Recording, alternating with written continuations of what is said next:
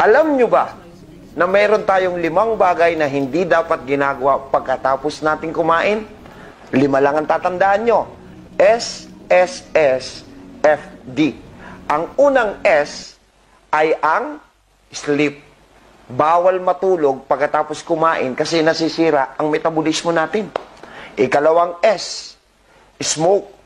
Dahil pag naninigarilyo tayo, yung nicotine, humahalo sa dugo, nagpapabagal ng sirkulasyon nito. Ikatlong S, shower.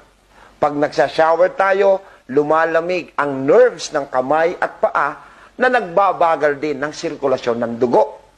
Ikaapat ay ang F. Mali ang kumakain tayo ng fruits pagkatapos kumain dahil ang enzyme dapat kinakain bago ang meals. At ikang huli, yung drink tea.